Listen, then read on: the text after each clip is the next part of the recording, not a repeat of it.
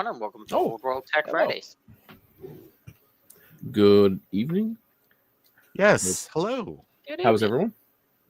Doing well yourself? Wow. Upright and conscious. For now. For now, yes. It's been a week. It's been a week of Mondays. It that's for sure. has. A week. We're This already was in a- the first week of March, and it's been a week.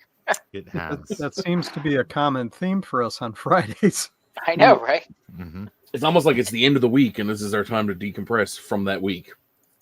What is Yes. it the Minister Magic said? These are trying times we live in.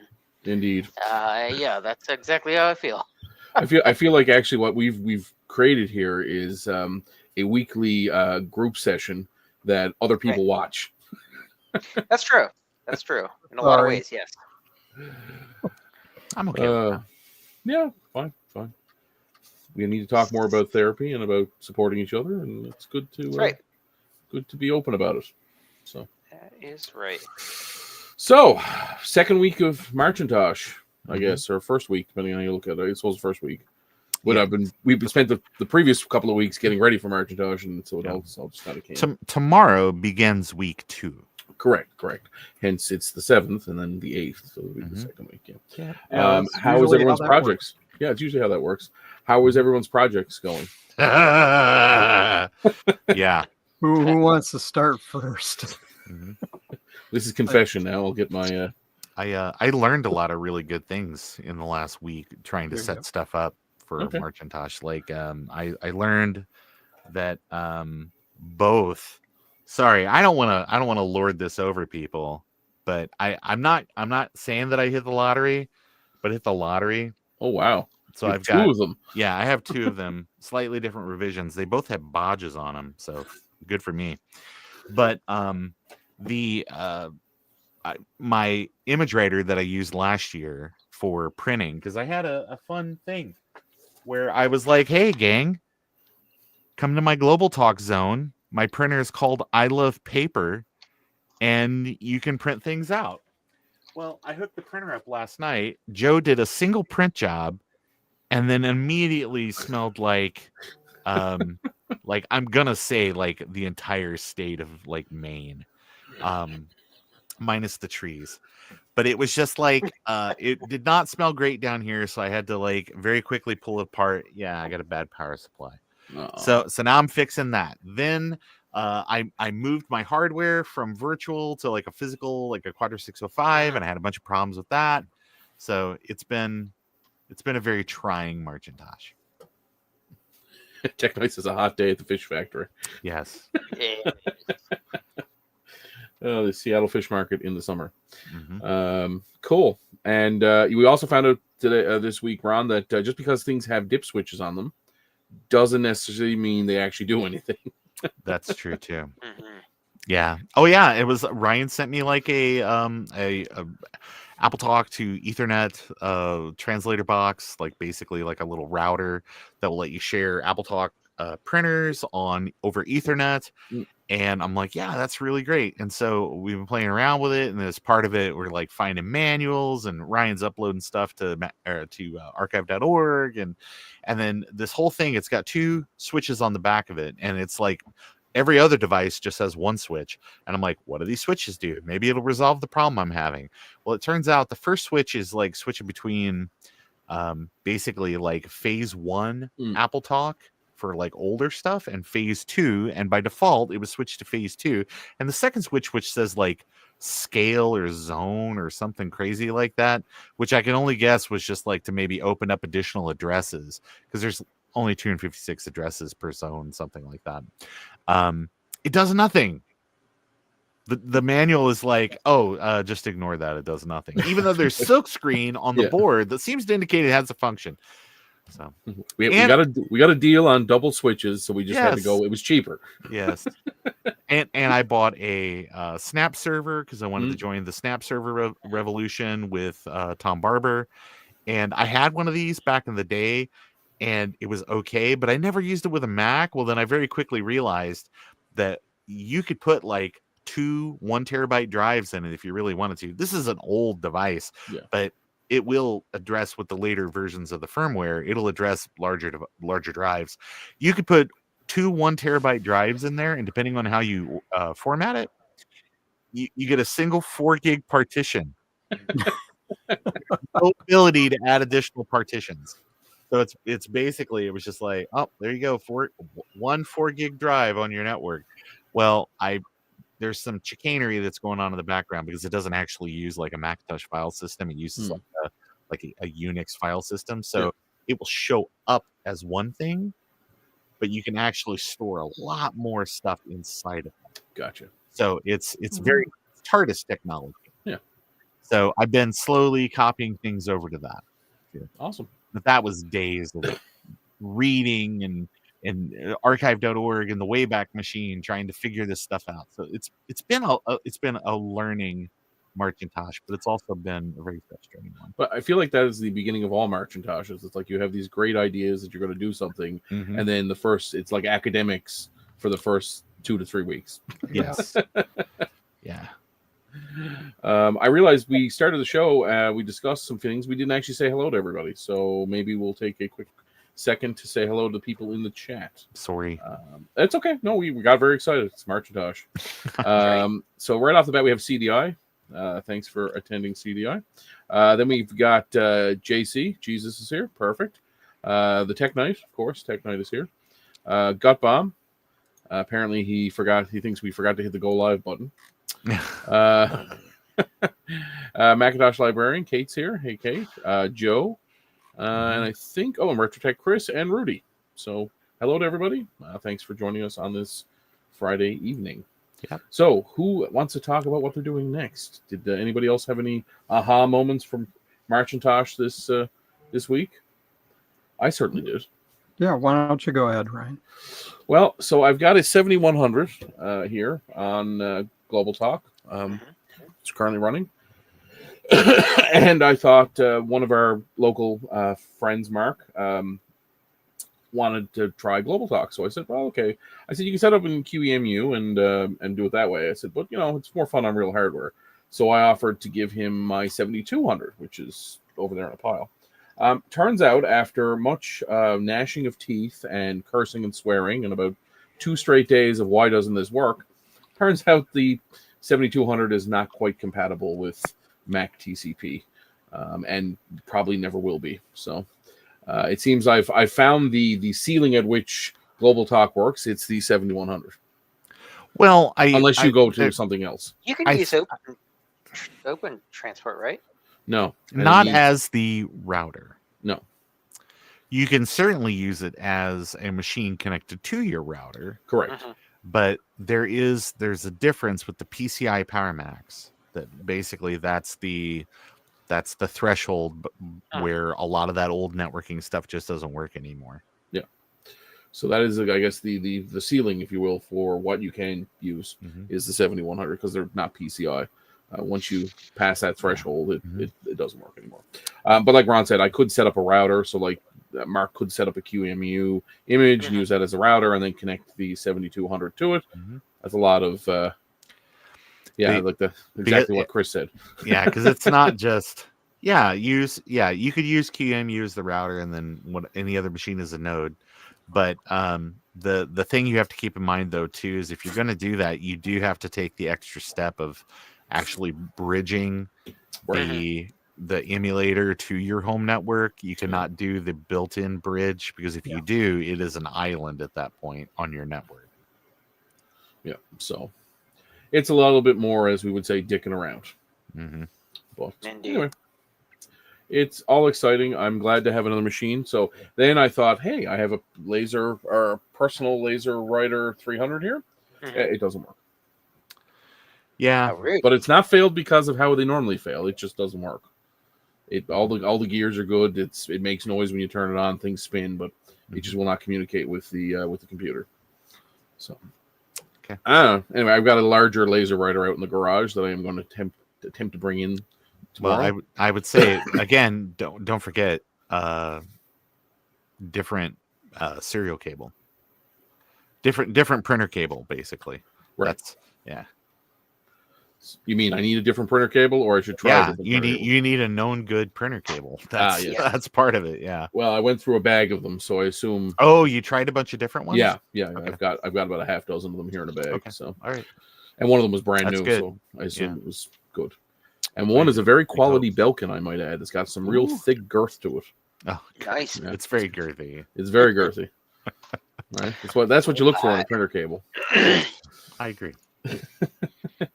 Eric, what about yourself? How is the uptake on Adventure?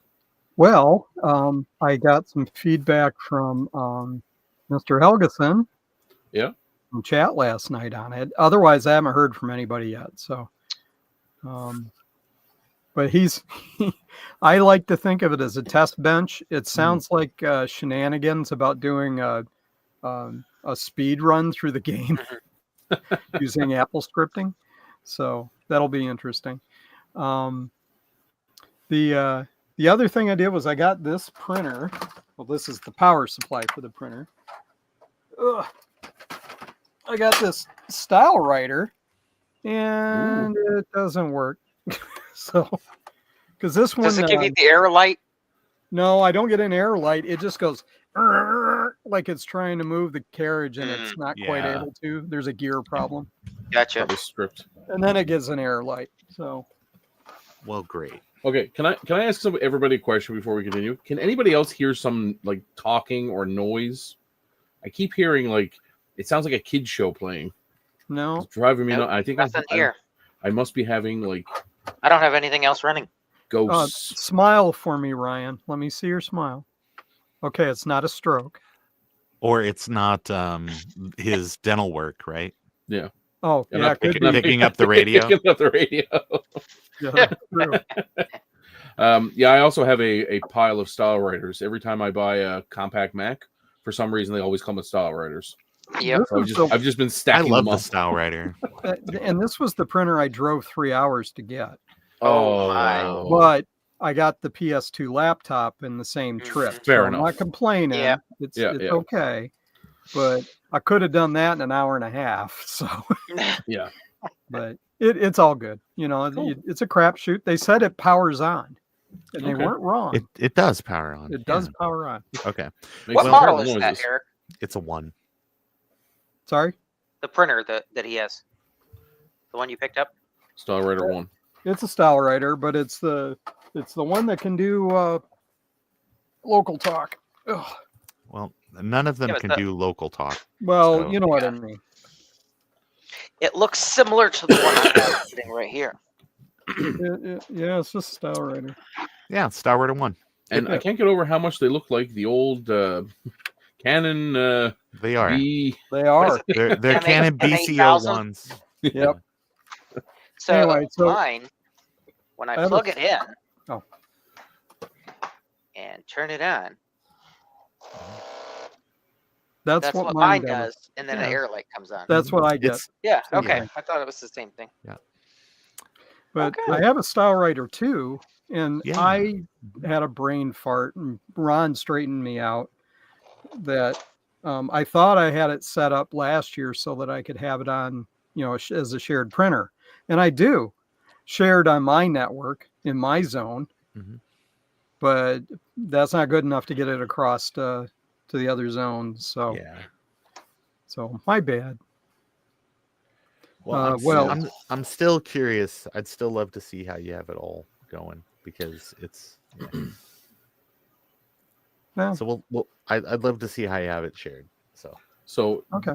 Do you share it because it's just a regular printer? Does it need? I'm There's confused. software. There's- Software there's- you just share. yeah, depending on your version of Mac OS, there's a thing it's called Gray Share, that and later replaced by what's Color Share, and it's Right. a way to share.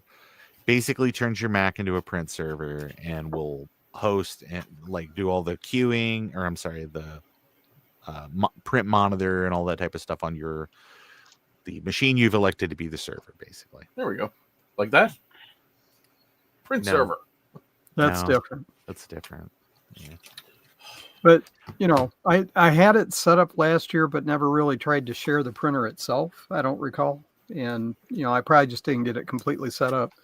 So I am patiently waiting to get somebody's clone of a, card or something that goes in an image writer too? I have some in storage. Certain person that does like sound card development or something like that's got one. Maybe. Sounds Yeah. right. So get that and I'll be able to set things up. No pressure, Ian. What else? Well, of course, I'm working on the manual for the game. Right. How's that going? And that's going well. It's all I've done this week, basically. Okay.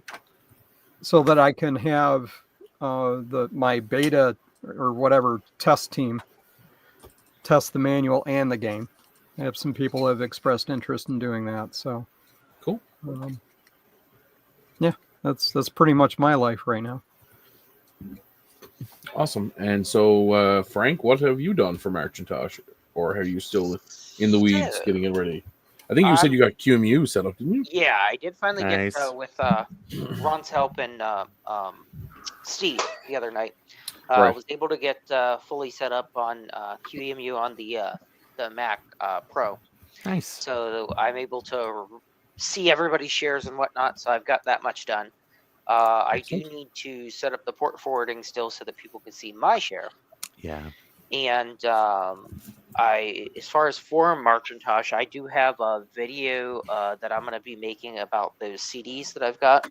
Nice. And there was something else I wanted to do, but I can't remember what it was now. I have it written down. So hopefully I'll be able to get that done shortly. I also, earlier in another stream, I ingested some 7200. So I feel like now I'm part I'm part of Mac is part of me, and I am part of it. Ooh. So yeah, can confirm bits of 7200, not that tasty. No. So apparently Ian is waiting on parts to build a second batch. Yeah.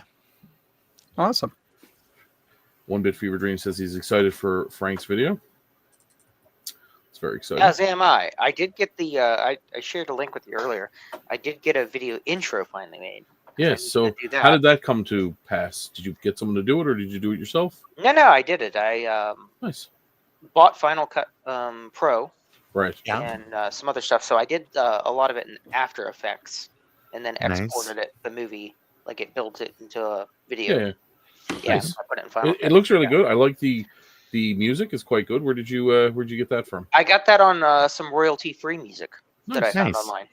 Nice. It's sort of So- vaporwavy. Yeah, and that's kind of what I wanted, was something like 80s-ish, early 90s, like a Sure. sound. Yeah. So I was looking for something that kind of fit with the intro. So Nice. like I said, hopefully I'll be able to get the video recorded here shortly Awesome. and put it all together and publish that, so I can at least get the first video out. Awesome. And That's then, exciting. And to mention, I guess we touch on the idea of vaporware there. If you haven't already watched, and maybe somebody can put it in the chat, Yeah. Bomb's latest video on making a vaporware song on a Macintosh Classic. Mhm. Very, very great video. Do highly recommend it. And of course, Gutbomb's level of professionalism is bar none. So good job to him. Good job. Good job. Good job. Yeah. So I don't know. I will try to find the link and put it in the chat. Yeah, I haven't watched that yet. I need to do that. You do. It's fantastic. He does really, really, really He good does. work.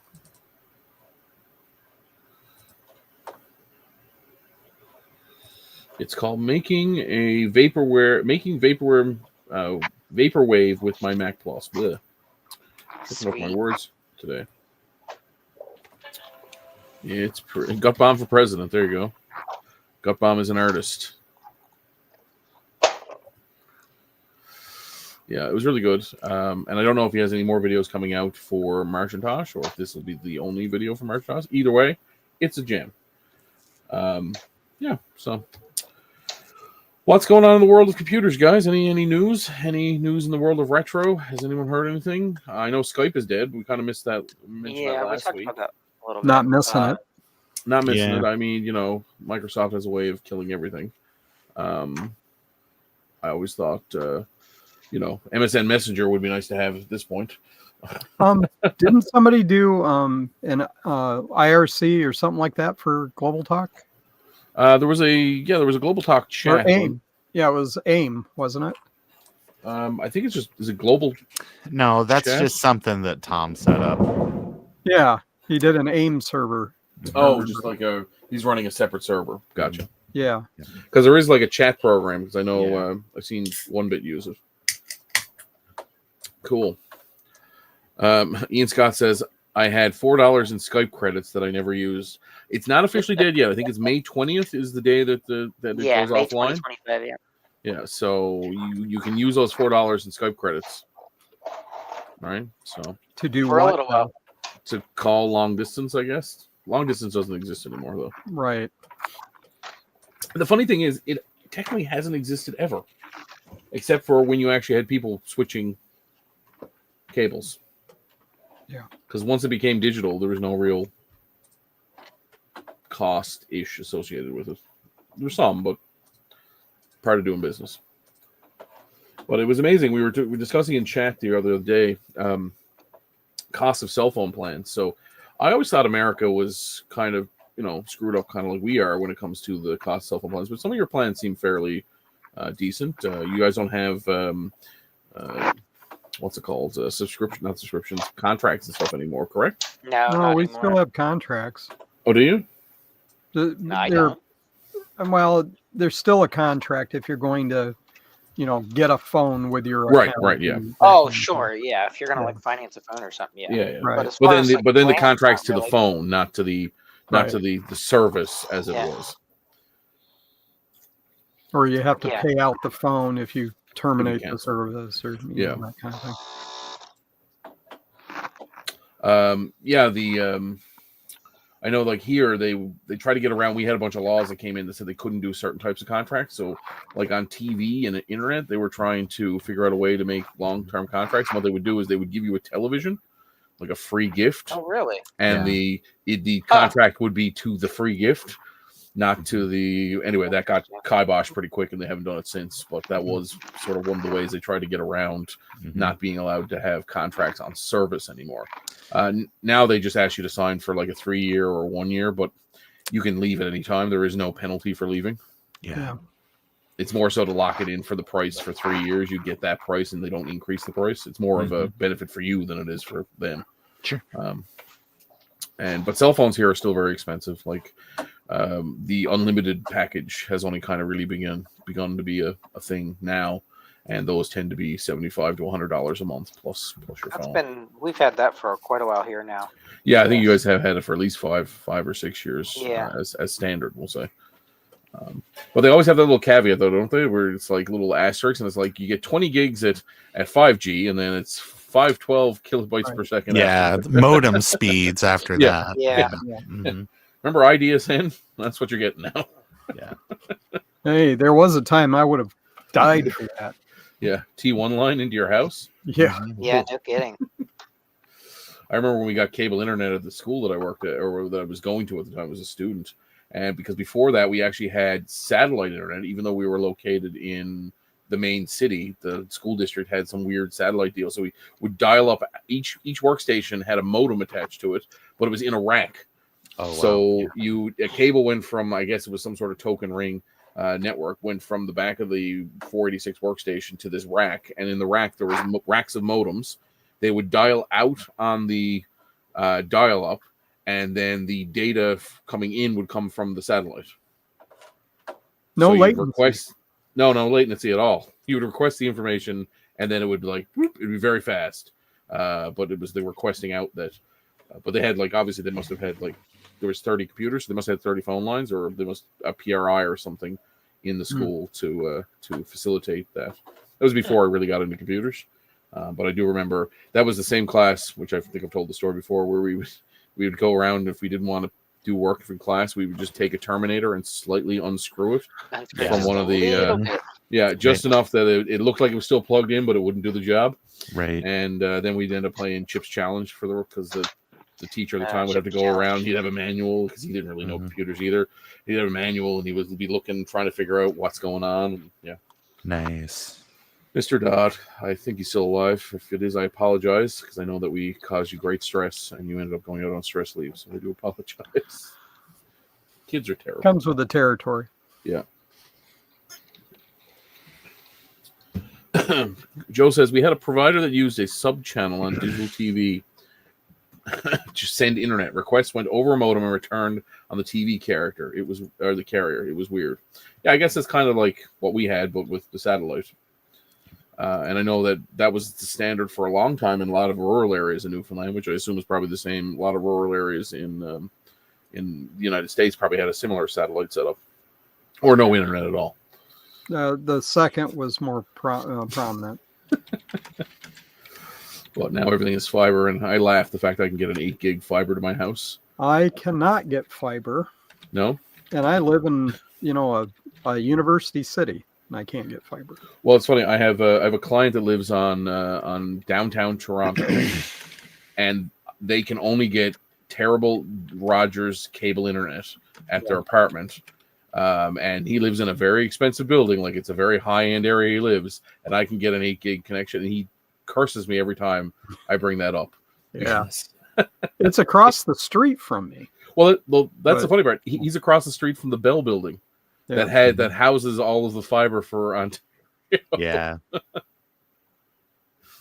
Yeah, That's like funny. Joe says, I can't get fiber unless I give him $20,000 to install it. Mm-hmm. Yeah, and it tends to be a lot of the last mile is always the most expensive, Yes. at least for the consumer. Yeah. Right. Mm-hmm. Extremely. Yeah. Yeah. I know several people who have had to fork over money. What we found, though, is we had a couple of clients in the past who lived in a very high-end subdivision. And as long as we got a bunch of people in the neighborhood to agree to sign up for the service, as long as we had, I think we needed the threshold was 10 or 15, they agreed to bring the fiber into the neighborhood at no cost to the owners. So That's what we had to do here back in 2019 just to get internet. Yeah. We had Question, to have Ron? everybody in the area sign. My Everybody sign up. I was going to say my mom used to work for a Midwestern cable company in the 1980s at a time when cable television constituted like 12 channels. Right. And your package could either include, they had 3 packages. They had where it was the cable, where it was just the standard cable that included MTV. Yep. Then they had a version that included MTV and HBO. And then they had another version that included the regular cable stuff, HBO, and no MTV. Okay. And what about the Playboy channel?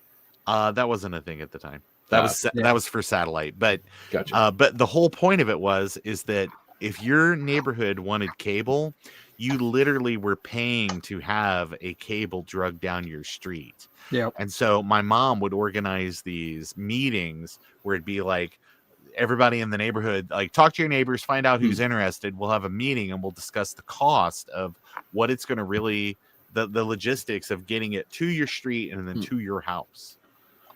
So here in Newfoundland, we had a company that was actually ended up being owned by, later on, the company was sold, but the person who originally started it ended up becoming our premier of the province. But yeah, they had government funding, I guess, to do cable penetration, which I guess was before they had fiber, they were doing cable, which was still as sexy then as it is now. Right, it was a very, very sexy. Although it's really funny when you go to our beautiful downtown, you look up at the poles, and they have these gigantic, large cables hung between poles, and it really, when you notice it every day, you don't notice it, but if you actually stand back and look at it, you're like, oh my god, this is hideous. Why didn't we bury these? Yeah. My mother lives in a small town, half an hour from me, rural. She's getting fiber. She's not getting it herself because she doesn't want it, but it's coming down the street. My sister lives next door and she's getting it. She had to use a Verizon hotspot to get internet. Oh, wow. Mm-hmm. So now, is that part of that like broadband penetration thing that's like super rural? I don't know. Okay. Because I know Joe mentioned. Yeah, that- the rural broadband initiative. It's during, especially, it was starting at the beginning of the pandemic, Yeah. and it rolled all the way through the pandemic to try to get internet out to all these places. Yeah. And part of that also included an FCC credit every month up to, I think, $35 or something like that, where the government would pay for part of your internet bill. Cool. Yeah. So they could lower the cost for it. Yeah. I know Joe mentioned that he could get, if he lived outside the town he's in, he could get fiber, but inside the town he can't because of the rural initiative. Yep. Yeah, I think that's what's happened to me. It's just I live on a side of a street that's mostly rental property, and it's just not something that they care to do. Interesting. And I know, like, here, and we also had, like I said, there was government funding to do a lot of this, or there was government backing, so they, got some funds, or at least the, permits were easier. They did a lot of things to make it as easy as possible for Bell and Rogers to run fiber, basically. Yeah, unfortunately, in the U.S., a lot of municipalities actually were making some headway into providing, municipal fiber and all that, and the legislatures put the kibosh on it because it was anti-business. Interesting. So I know, because we've recently teamed up with an ISP in Nova Scotia to provide services. A lot of those small rural areas are basically, that's the way they go. They either invite in, they do a cooperative, or they invite in, the county or whatever will be the person who sends bills and stuff out to people. They buy the service from somebody else.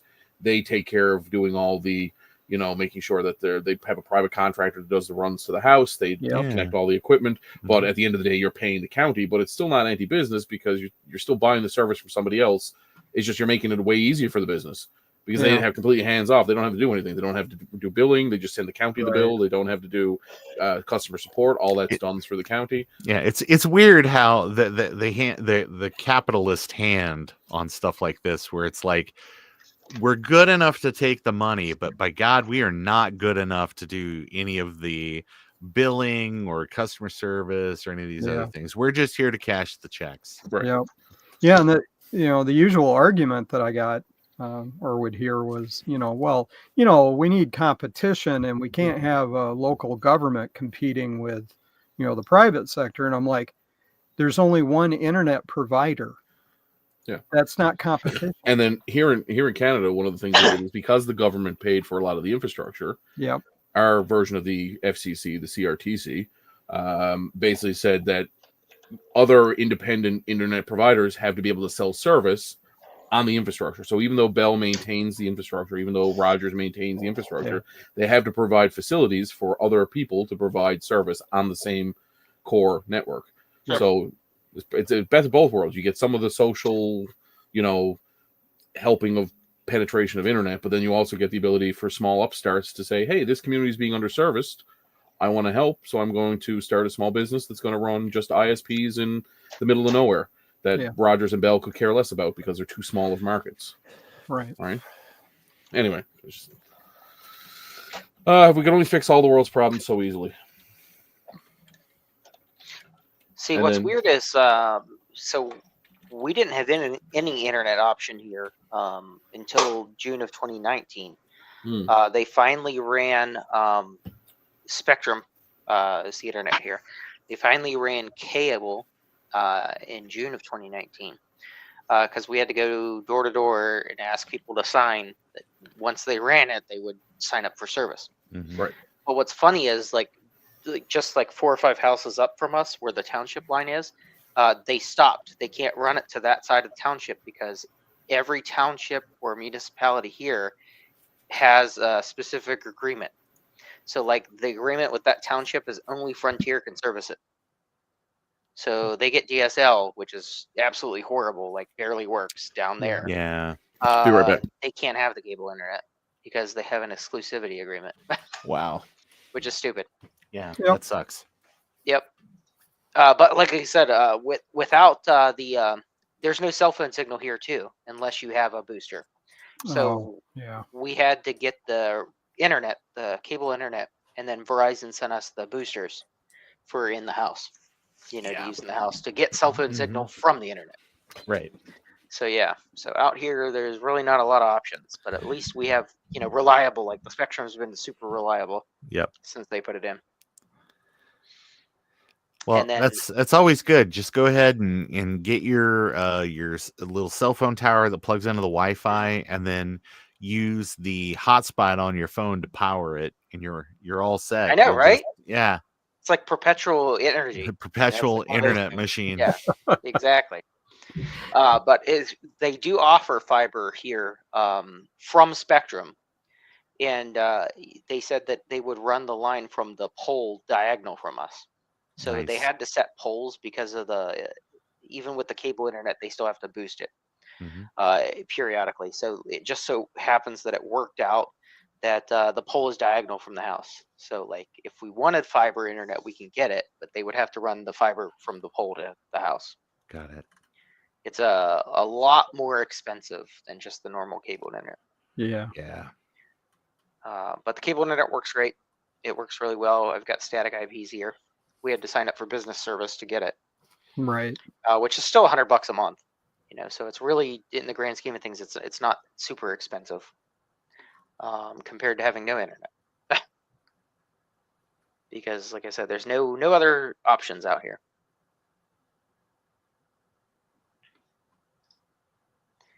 Ryan left.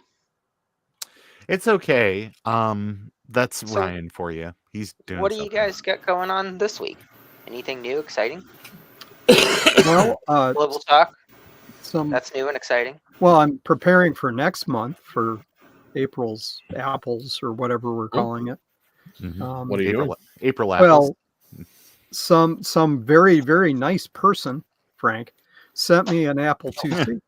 Nice. Oh yeah, yeah. So with a case, like this, the carrying case with it too. Oh yes. yeah. Mm-hmm. Yeah. I sent Ryan that Apple IIc. Yes. Nice. Yeah. And so I got to get one of Javier's adapters.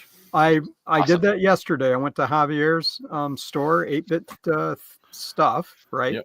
Yep. And ordered both a power supply and the converter because I didn't have a USB-C laying around to power it. So cool. Yeah. So yeah, that's looking forward to that so I can fire it up. And what are you going to run on it? Do you have any plans for Linux? Linux. Yes. No, I'm porting HyperCard to it. No. I've got a 2GS that I plan on doing some HyperCard on next month. Oh, cool. Yeah. Because that's sort of that was when it kind of started, right? Was the 2GS era? No, it started on the 68K Max, but the first color versions were on the 2GS. Okay, cool. Yeah. Which I sent Eric to. Well, you bought that one. But it still came from here. The 2GS. The 2GS, yeah. But I got it from you. Yep. That came from here too. No, Frank's Emporium. That's right. Retro Emporium. Yep. Just like the Ferengi. We deal in all kinds of things. Oh, yeah. And there's a Fuji net with it too. Thank you. Yes. Yep. Which, Frank, you now sell the Fuji nets, correct? On jcm-1.com.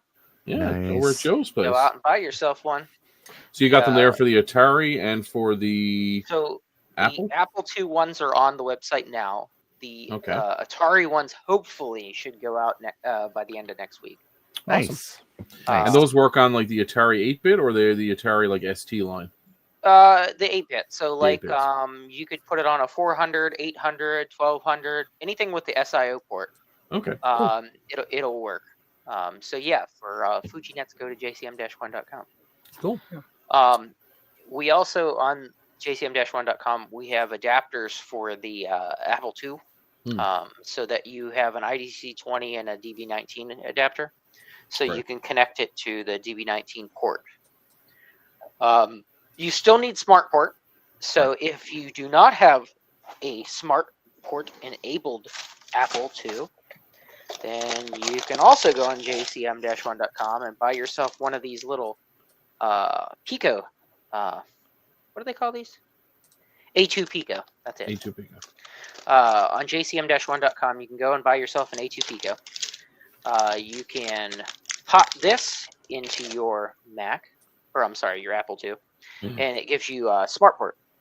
Nice. It does a lot of other things besides smart port, but you can definitely use it as a smart port adapter. So yeah, you could plug this right into your Apple II, I think 2 Plus, and give yourself smart port. And now the 2C has smart port already, right? Depending No. on the ROM revision. Yes. Depending on the ROM revision. You got to have the newer ROMs. Yes. And Which you can get. Ron sent me one. Yeah, it's just a chip, and basically you got to like cut a little or like a there's two pads right next to each other with like a micro fine little bit of solder in between them, and you cut it, and that will say, okay, now I can address the additional space in that ROM chip. Gotcha. And there you go. So, neat. I'll probably have to do that. Yeah, I feel like I'll have to do that as well. Yeah. The other thing to keep in mind is that when you have a device like FujiNet or a floppy emu or anything else that plugs into the floppy control or the floppy externally on those machines, you cannot by default just turn the machine on and boot from an external device. You can drop the AppleSoft Basic and you can just type PR $5 and it'll boot the external port. But there are ROMs out there that will basically dump you into a menu when you power on the machine, and then you can pick and do that stuff. That stuff's a little more expensive, but there are a lot of really cool hacks out there that people have. Or there are even like internal mods where basically it flips a couple of pins internally on the floppy drive, the internal floppy drive, and then we'll make it where it thinks the external is the internal. And there's usually you can get like a switch to put on the back, right, to be able to switch between them. Yeah. If you're into such things. Into modding. Now the 2GS has it built in. So Eric, if you plugged that DB19 to IDC20 into the back, just like the floppy email, plug it right into the back, turn it on. You know, you'll get a FujiNet thing, and it'll ask you to select your Wi-Fi to set up the Wi-Fi. Oh, cool! So you can connect online.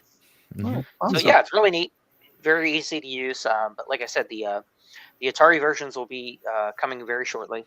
They required a specific type of pins because the SIO ports are not available. So they required a very specific set of pins. So we went through ordering a few different types of pins before we got the right pins. So they're put together. We just got to test them and then get them to Joe so they can go online as well. Excellent. Cool. Very exciting. So, and again, that's jcm-1.com. That's right. I'm looking at the A2 Pico right now. And what's the A2 Pico cost? So the A2 Pico, I can't remember. $55. Nice. A2 Pico is great for the 2 Plus, the 2E, 2E enhanced. Great. Really nice. Question: does the soft card that I think his name was Chris sold with his that should work. The soft SP? Yeah, the soft SP card. All the soft SP does is patch the ROM or patches the ROM for smart port. Yeah, would it work on a 2C? No, because it doesn't have any it's slots. A card. Yeah. Oh, it doesn't have slots. I haven't even opened the thing up yet. I've never looked no at slots. One for the ROM on the 2C, you just buy an EEPROM. And just pull your old one out, pop a new one in, and cut that little trace. Done. You probably want to open it anyway, just because like on some of those 2Cs, the keyboard itself had like a rubber membrane underneath it. Yeah, we're at the point in the game where that rubber membrane is like breaking down. You just take it out and throw it away. Oh, okay. So it's not like the foam with the metal. No, it's not. They're real Alps key switches in there. It's really nice.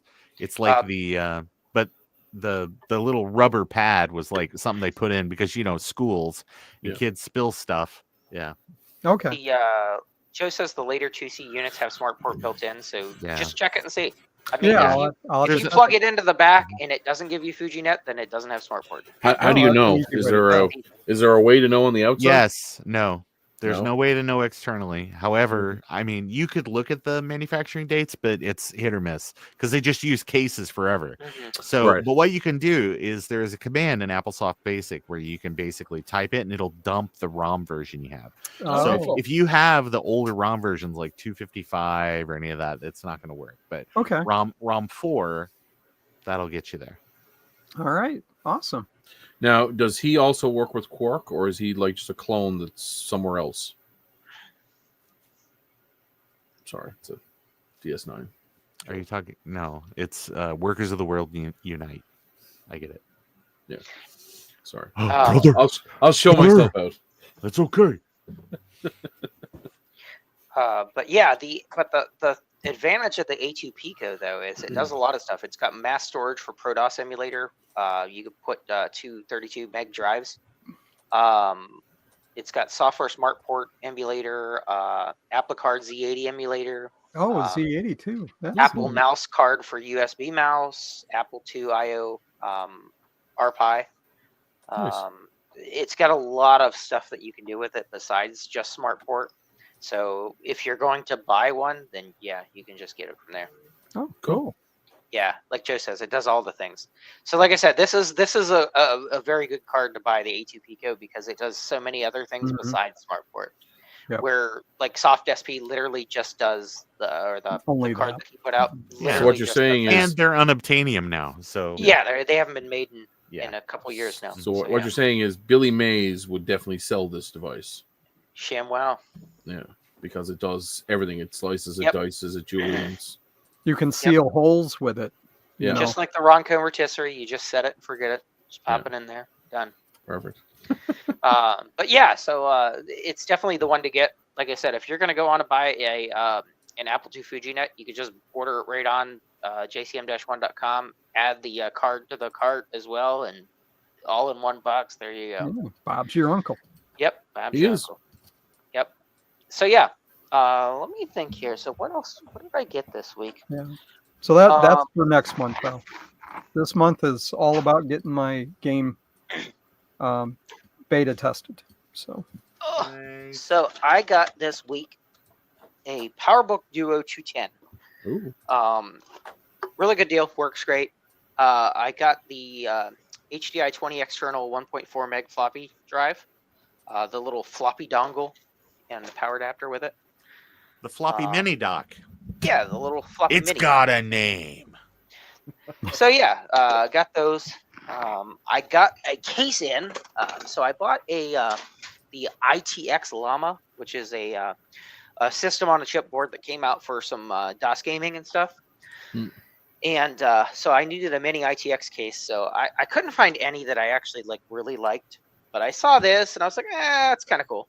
I thought that was a little mini furnace there for a fire pit or something. I was thinking resin printer. So I got this to pop it in. So it looks a little neat. And now, how do you power that? Just with a regular ATX power? Yeah, just a regular ATX power supply. Or a Pico? So I'll probably, that's probably what I'm going to do is just put a Pico in it and just print a little 3D printed cover so I can put the barrel jack. Yeah. Cool. Let's see, what else? Yeah, it came with the user guides and software and stuff for the 210. Oh, Ron sent a link, I think it was last week at some point, to a Kensington mouse. Yeah. Mm-hmm. So I picked that up and it came. Yeah, and it looks pretty new. Like it's very clean. It's kind of a unique thing. It might just, as Frank holds it right now, it just looks like a USB mouse, a USB optical mouse. But if you zoom in and look at the bottom, it says USB and ADB, and it's because this is the mouse that Kensington released that literally has all the circuitry inside to do ADB. So there was an adapter. It didn't ship with Frank's. I happen to have an extra one. I'm going to get it in the mail to Frank. But basically, it adapts that USB connection to ADB, works on every machine except for every ADB machine, with the exception of probably like Next Station and the 2GS. But is that due to voltage? The lack of voltage? Yes, the draw. It draws too much for the 2GS. Gotcha. Rudy wants to know if you can talk to the mouse. You can only talk to my mouse. Yes, That's right. Which again, if you haven't seen it, Ron's video on his what are we calling that now? The Star Trek mouse? No, computer. No, it's just the mouse mic or Mike Mouse. Mike Mouse, Yeah. Mr. Yeah. Scott. Yep. Cool. It's a great video. I'll throw it in the chat here now shortly if you haven't watched it. It's just silly. It's just silly. Yeah. But it's a lot of fun. It's excellent. Don't sell yourself short, Ron. It's whimsical. I love it. It's whimsical. Yeah, it was just for fun. It's a nice, fun little project you can do in an hour. Yeah. It is. Great for merchandise. And the cases for you can get through Javier's website, correct? Yes, you can. So again, those are Javier's website is 8bitstuff.com. And you can get just the cases for the mice there, and then of course you have to provide your own microphone. I suppose you probably have a readily available supply of those, do you, Ron? Just by collecting over the years. I have like a few of them, but They're easy to honestly, find online. yeah, those regular microphones. I mean, you could do it with any microphone if you really wanted to. So. Right, like the lab tech stick one that everybody had. I'm sure. Oh gosh, yeah. You know the one, that horrible mouse or that Yes. horrible mic. Yeah. Everybody had one. It was Mhm. sort of like the thing back in the 90s. Oh yeah, hard to avoid those. Yeah. I And they still sounded terrible. I have a Yes. 24-year-old recording of my eldest daughter singing into a mic like that. Oh, Ooh. great. I bet that Still have sounds it. fantastic. Yep. What's the song Awesome. from Degrassi? Everybody wants something. They'll take your money and never give up. Oh wow. Are we still talking about internet providers? That sounded like It does, Sorry. yeah. we're completion by return here. Awesome. So, does anybody have anything else that they did this week that they want to bring up that before we move on to new business? Let's see. I don't think anything particular. Nope. Does nothing. anybody have anything they're looking forward to? Maybe Maybe. the sweet release of death, something like that. I don't know.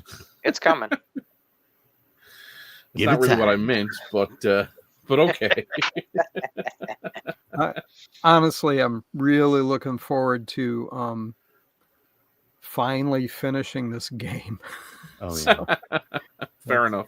Making wanna something do like other that from things. scratch has got to be extremely taxing. Mhm. Yeah. Awesome. There's so many other things I want to do. So, I guess one of the big things that happened this past week, which we got about, was Apple's, new product line, if you want to call it that. Mhm. So they've come out with a new Studio, which has an M3 and an M4 option. Now, Mhm. which one do you think is the faster, more powerful of the two? The new Well, since M3 you or asked the new that way, M4? It's the M3. It is. They literally took two M3s and welded them together, Mm-hmm. which they can't actually do with the M4s. So if Yep. you're buying one, buy the M3. It's the better of the two. And depending on what you're doing, I guess Depending on the what you're doing, yeah. single core operation stuff is Yeah. really, really fast. Right. So I mean, it fills a segment of the market. Certain people will like it. Plus, it helps them dump Get rid of- stock on all those chips, and that's probably fine. It's Yeah. Apple's done silly things like this in the past. Yeah. And like Joe said, the M4 will definitely have longer life. Mhm. Right. At least 6 months. What I find really interesting is the new iPhone, the SE, or not the SE, the new 16e, Yeah. the cheap one. It has the same amount. I didn't realize it, but it has the same CPU and the same amount of RAM as the standard 16. Mhm. Yes. So that's really cool because that means a budget phone, which is like $700 or $600 here in Canada, Yeah. will have the same life expectancy basically as the 16. Well, Right. I think that they didn't want to, because the market is already like, no offense, but the SE line of phones got a bad rap, I think. They did. And right now they're already at a third generation. Because you've got the original SE that came out like in 2000. It was like a 5. It came out like in 2009 or something like that, and then it was like, then they had like a refresh, like the SE2. I've got one right here, and it's a great phone. And then I guess the really the great C's phones. were kind of an SE as well. The 5C. Yeah, the colored.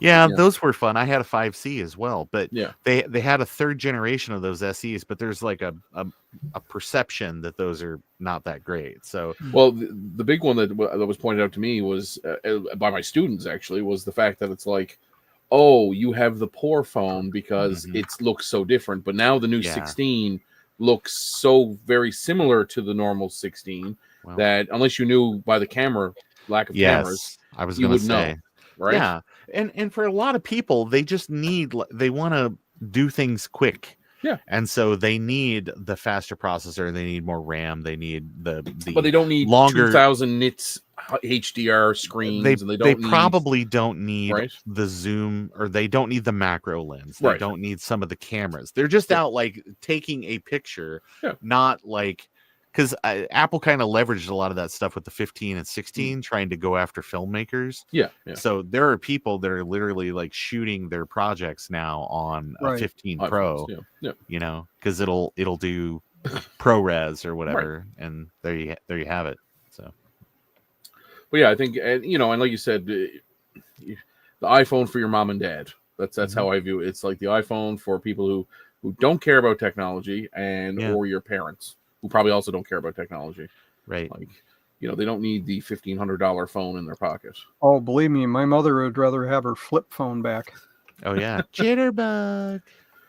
We have a public service announcement here from Tech Night, wanting us to remind everybody the clocks go back tomorrow night. Ooh. Mm-hmm. So we lose an hour of sleep, but we get some more daylight. Who cares? All right, show of hands who thinks we should get rid of daylight savings completely. I agree. It's silly. But and stick to it. Yeah. You know what you do? You just use that extra hour of daylight to sleep. That's it. Problem solved. Problem solved. Yeah. I think I'm an advocate for switching back to local solar time. We have the technology. If you go east or west, it changes your time. Well, explain how it works. I don't understand. It's wherever the sun is directly overhead. So your longitude makes a difference in what the clock is. You go, so many degrees east or west, and you move your clock that much. Oh, okay. Gotcha. I mean, we could just be like Soviet Russia and just have one time zone and penalize if anybody uses a different time zone. That worked out well for them. Yeah. Let's switch to metric time. 10-hour days. 10-hour days, 100 minute hours. Yep. 100 seconds in a minute. I feel like we'd have to then adjust like longitude and latitude, wouldn't we? Because there's minutes and degrees. Yeah, why are we using a Sumerian numeric method for time? And we should we should just base 0 or base 2 everything or whatever. Yeah, and do radians for angles. You know, it's how we've always done it. But is it the best way? Is the question. Well, we're just gonna go by star date and forget about it. Yeah, fair enough. What does star date even mean? Yeah, I don't know. Is it from the day that we started using Stardate? So the first Stardate was 1? Like first contact or something? I don't know. I don't know.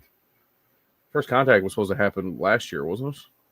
No, it's in 63. We're supposed to have the nuclear war first. Yeah. Oh, right. We have the war force. Yeah, I was going to say, because last year was the anniversary of the Bell riots. But concurrent to that was already World War III taking place across much of Europe and Asia because of the augments. Right. Yes. And then you had the Irish reconciliation of 2024, which we've broken the timeline. Yeah. We're a different timeline. We're actually on the what's the other timeline? The director. The Kelvin. We're in the Kelvin timeline now. Yeah. Where Klingons look really strange and we're in the worst. We're in the worst timeline currently. Yeah, there you go.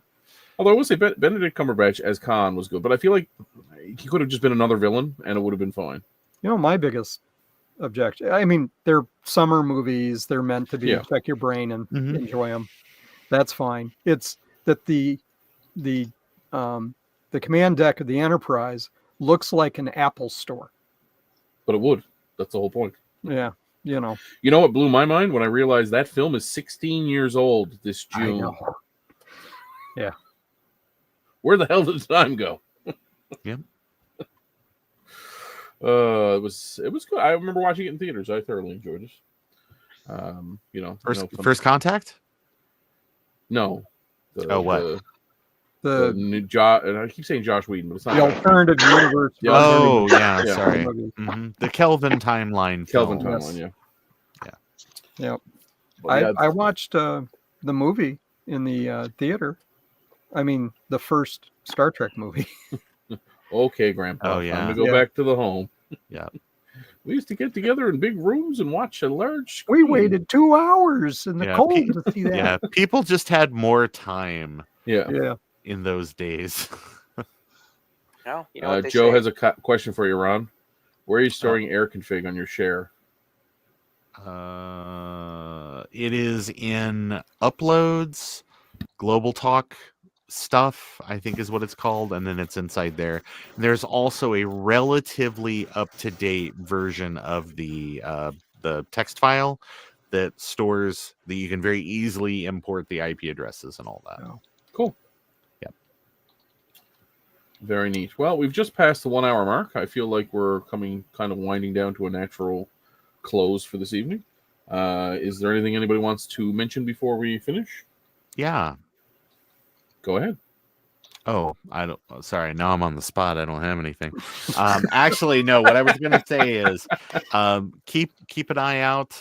We're going to be we're doing some troubleshooting. We're trying to figure out what's going on with global gaming, which is part of Global Talk, which is part of March and Tosh. So, not to make this whole episode very Apple centric, I am sure that there are other companies out there that conceivably are doing things. So. But big shout out to RetroTrek Chris. Once again this year, he's been very kind. He set up a playlist for all the 2025 videos. He also did something kind of amazing, which was I think he used Lantastic or something on Windows 95 to make an Apple Talk share, and shared it to Global Talk, so you can copy your stuff out to a. Well, if you haven't, would you please, kind sir, do it now? But yeah, I had it all set up where you can actually copy files to a Windows 95 machine. So there's an interloper amongst us, is what you're saying.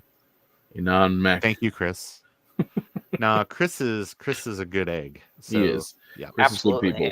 Great people. Yeah, I got a lot of respect for Chris. He does a lot of very nice things for people. Goes out of his way. Yes, absolutely. Yeah, to be a beacon of Did respectability. Chris publish any notes or anything on setting that up, Chris? It's in, if you go back and you watch RetroTech or Die, his live stream, they were troubleshooting and doing a bunch of stuff during that. Okay. So I think you can watch part of it there. If Chris wants to do a write-up, that'd be a really cool post over. I know that Chris doesn't do as many videos these days, but he does a lot of really nice write-ups on Birdsite. Right. Yep. You can follow him on Birdsite and then just kind of go down and screenshot and text and beep, beep, beep, beep, beep. Oh yeah, Tinker Different. Awesome. Thanks.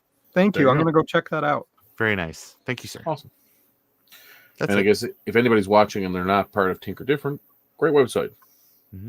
TinkerDifferent.org. Yep. You can all kinds of, and not just Macintosh, not just Apple II. There's all kinds of, there's PC stuff out there. There's Amigas and Compacts and San Coupes. Oh my. And Wang computers and the Corona data systems. All the real popular computers from back in the day. Yeah, absolutely. Awesome. Well, I guess we will wind it down, gentlemen, unless there's anything else. Any other new business? I'll call this meeting of the Midnight Society to a close. Awesome. Well, as always, guys, three finger salute. Have a fantastic week. Hope everybody has a. Oh God, Joe always has to come in with bad jokes. Sorry. All right. Yeah, have a great week, and if anybody wants to say anything before we close, let me know. But I'm going to hit the end stream button here now. Ron, what's a good life mantra? Go for it. Oh, just remember that there's a lot of people. We don't really talk about politics on the show, No. but there are a lot of people in your life that have had a lot of politics cross over into what they thought was a safe space previously. Just remember, everybody is kind of going through something. There are a lot of people out there right now that are really hurting. Do your best, give some hugs, Hug. and do not be afraid to tell people that are reckless with other people's lives and hearts to fix their own hearts or die. Yes. There you go. You heard it here. There's a machine for that. I'm not going to do that. Also, not to get political, but always remember, it is socially okay to punch a Nazi.